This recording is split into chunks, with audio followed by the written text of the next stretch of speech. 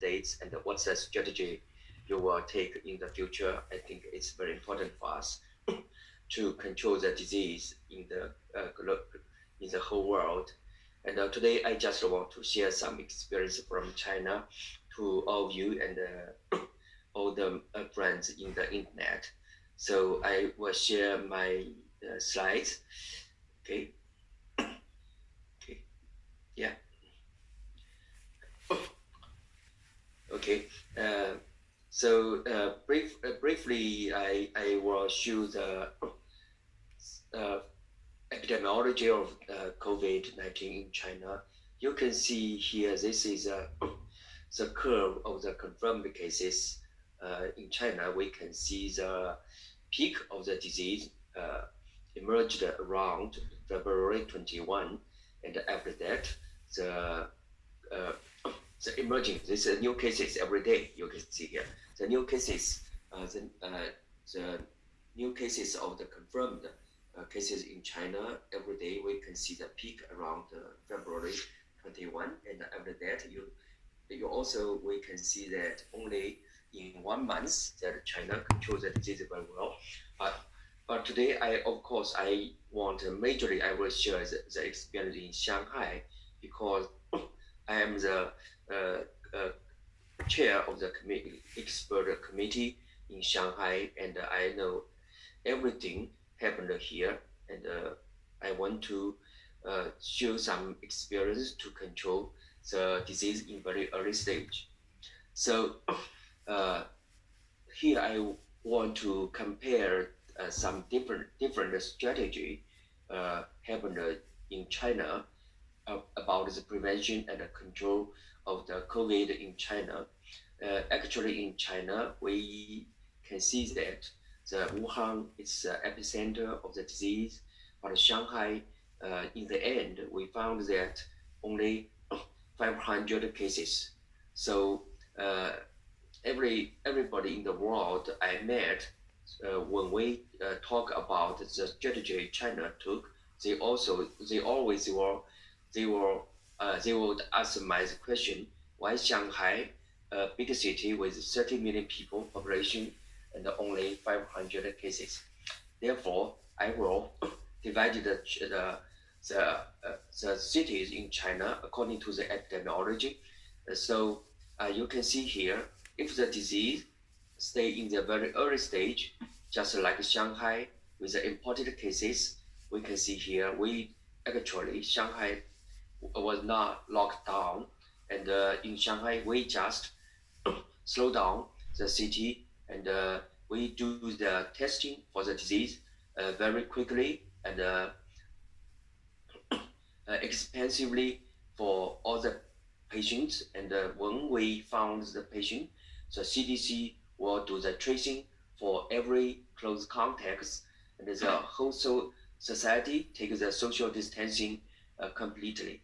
So this is what we are doing in Shanghai, and our grocery, our bank, our hospital actually were not closed during our slowdown duration. So in Shanghai, we just take 1 month slowdown of the city, because the time is actually very happened that the time is a Chinese long holiday, the Spring Festival holiday. So this is what we are doing in Shanghai, slow down the city. In some city, if the epidemiology is not so good, just like if we saw the cases is increasing fastly, but not so many cases like Wuhan, no outbreak. Actually, we will beyond the testing, do the testing, tracing the case. Also, we will do much more strictly for the social distancing.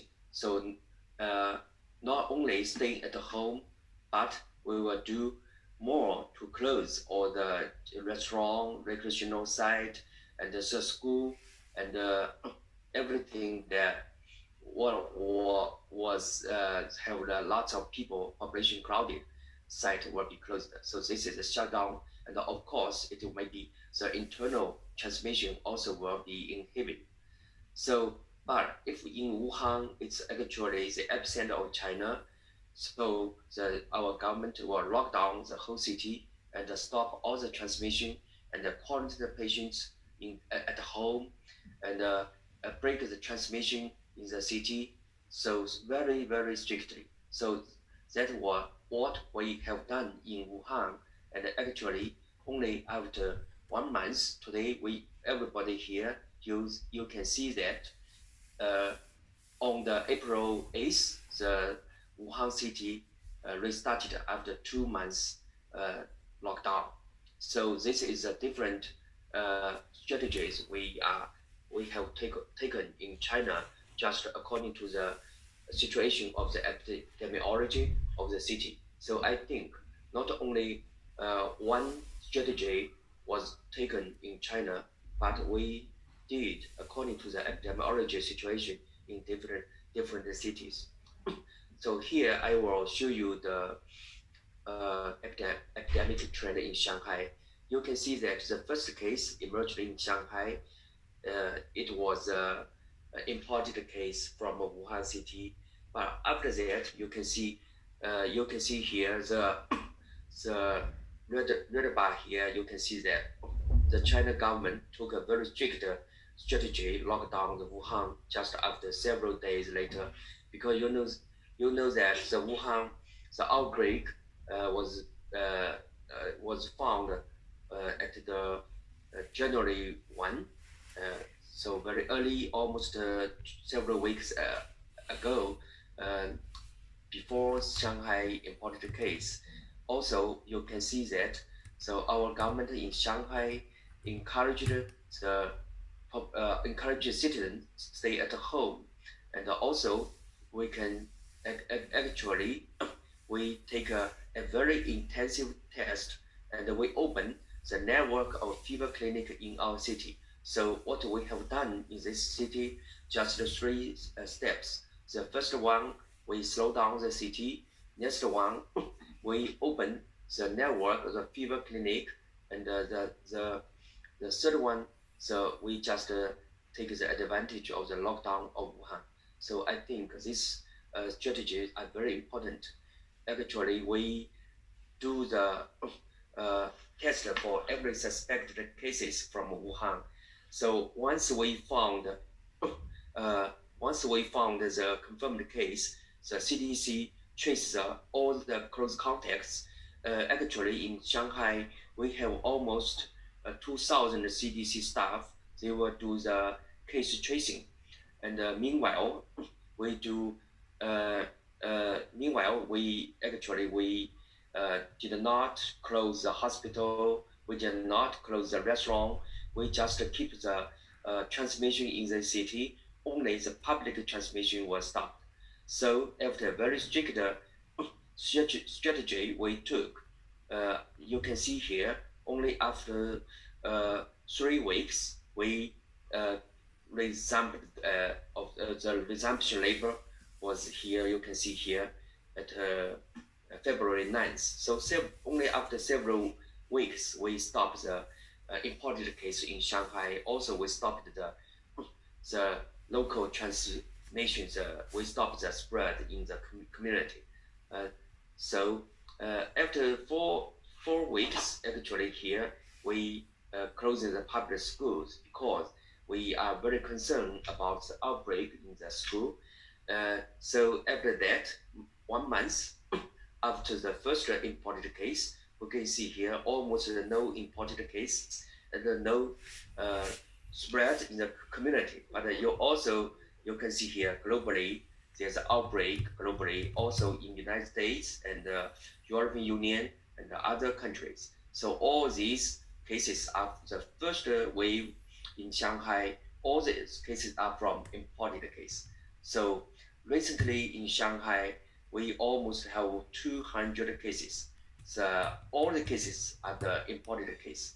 No one case are from the local spread. So no natural generation case infected by the imported case. So I think, according to our experience in China, in Shanghai, actually we stop the spread of the disease at a very early stage. We do strictly for the test, and also we do the slowdown of the city and tracing the case and quarantine the current contacts. And now is almost April. We start our city and everything now is resumed. And I think we recently we control the disease here, and we want economic can be go back as soon as possible. So before I shared our more experience, I just want to compare the mathematical model. It was predicted by the author from the Imperial College from United Kingdom. They imagined that if no measures was taken, the epidemic trend of Shanghai, the highest infected population will be 100,000. But if we took some measures, I think they think the infected cases will be decreased to 80,000 population infected population. However, in the end, we just have 500. So it's really, I think, it's very effective for our strategy, our measures to take. Recently, actually, we almost have several weeks that we have no local case. All the cases are imported recently. So the major measures here, I will give the conclusion. I think due to the Wuhan lockdown, population traveling or to live in Shanghai has significantly decreased by approximately 50%. However, the other 50% of the population from Wuhan also they entered Shanghai. Therefore, we closed all the gathering activity. The Shanghai extended the Spring Festival as encouraged the citizens to stay at home. So we take these measures. We minimize the possible transmission from the patients in the imported patients in their incubation period. So I think during this this period, the whole city was not totally shut down. It was just a slowdown and partially shut down. So we encouraged the citizen only have the necessary working, shopping, or medical treatment, but not stopped. So this is what the government took the strategy. However, in our hospital, we do more for the test. So we took the broadly test for COVID for the suspected cases in our city very early and free. We can see here in China, in all the China and also in Shanghai, we can see here we have a network with a lot of fever clinics. In Shanghai, we have 117 designated fever clinics and 182 fever sentinel hospitals. Once they found the suspected case from Wuhan with the symptoms of cough, fever, were sent to the hospital to do the detection. All the patients met the epidemiology clue +1 more clinical criteria, cough, fever. They will accept the nucleic acid test. All the enrolled into the designated hospitals, and the Shanghai we have almost 120 designated hospitals can do the test. The CDC staff will follow and do the contact tracing and around all the confirmed cases. So according to my experience, one case that have almost more than 1,000 close contacts, and all the close contacts was traced, and the quarantine was done for all the close contacts. I think it's very efficiently in Shanghai. This bar we can show that the incubation period for this disease is around, the median time is 6 to 7 days. So therefore, the first week for us to take the quarantine for the people is very important. However, we do the quarantine for all the close contacts for 2 weeks. I think that's enough. Then after that, so we can see here, because we do the diagnosis in time, so the timely diagnosis, and we can do the timely quarantine. So therefore, the days from symptoms, just like the cough, fever, the onset of symptom, to the hospitalization, the duration is almost 4 to 6 days. I think it's very, very quick for us to find the suspected case, found the confirmed case, and do the quarantine. Therefore, we can stop the spread of the disease in the community. So therefore, this is a part of the emerging new cases every day in Shanghai. We can see here.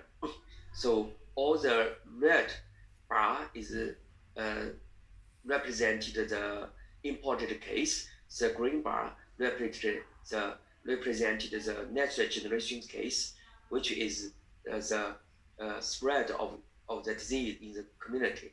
But you can see here in Shanghai, all the spread of the case in the community and not so many, and most of them are imported case, because we stop the spread of the disease in the community very quickly. So therefore, Shanghai's data showed the effective control of the local case is very important for us to control the disease.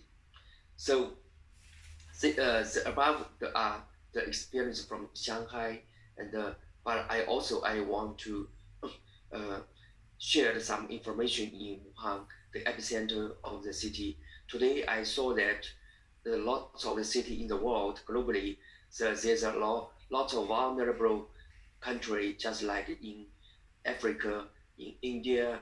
I think lots of people was infected. So just yesterday, I have a talk with the Bangladesh, and I talked our experience with doctors in Bangladesh, with their officials in the government. They told me that there's a lot of the local transmission in the community. Therefore, I told them, if there's an outbreak of the disease in the very crowded city, I think the only way that we can talk is we can find lots of beds for us to quarantine the infected case. However, I know that in United States, because most of the people, they live in a big house, maybe they have enough capacity to do the quarantine at home. However, in China, also in some South Asia countries, in Africa, I think the capacity for them to keep the quarantine is not enough. Therefore, in Shanghai, in Wuhan city, we set up lots of large-scale temporary hospitals. We call the name the Fangchang Shelter Hospitals. This is a temporary hospital. We just took the stadium, exhibition centers, and you can see here, we set up the shelter hospital here. It's very effective for us. Only maybe 10 days we can set up such shelter hospitals. And the biggest shelter hospitals, we can provide 1,600 beds. So I think it's very effective for us to quarantine the patients with a mild to moderate case. If the patients progress to severe cases, actually we will send the patient to hospital, the ICU, to take care of the patients. Therefore, I think according to our experience, China, the temporary hospital provide a lot of beds. Is another experience that we can take in the very crowded countries with the outbreak of the disease. So this we can see there's some curve here. So this is some spot stand for the Fangchang Hospital, the temporary hospital around the Wuhan city. We can see here lots of temporary city in the community. So therefore, we have enough capacity to quarantine the mild to moderate cases and stop the spread the disease in the community. So now overly I will spend a little time about the prognosis of the disease, about the mortality. So we can see the overall mortality in the cities other than Wuhan is not so high in China. In Shanghai, we are just around 1%, because the main risk groups are elderly or patients with previous underlying disease, just like heart disease and pulmonary disease. Actually, in young people, the mortality is not so high. However, the young people, they are very important for the transmission of the disease. So we should be aware of the fact that they could easily transmit the disease to others if infected. But mortality is only associated with the older age and with the previous underlying disease. So now we were here. We can share some experience about the treatment, which is associated with low mortality in China, and also we know that so in some other countries, just like the United States and Germany, the mortality is not so high. So therefore, we just have some strategies that we can do for us to stop the mild progress to severe, and how to stop the complications, and how to manage the complications of the disease, how to make provide enough medical resource, just like invasive mechanical ventilator. And also we tried a lot of antiviral treatment. Up to now, actually, we found that the evidence is not enough for us to recommend any one antiviral treatment, because up to today, we do not think any antiviral treatment can be work very effectively to treat the disease. So there's some controversial data about the hydroxychloroquine. The left side is from the French staff. It's very effective, but the right side is from China. So it does not work for the antiviral treatment with the hydroxychloroquine. But today I noticed that in the United States, all the doctors there, they actually do not recommend this drug, because the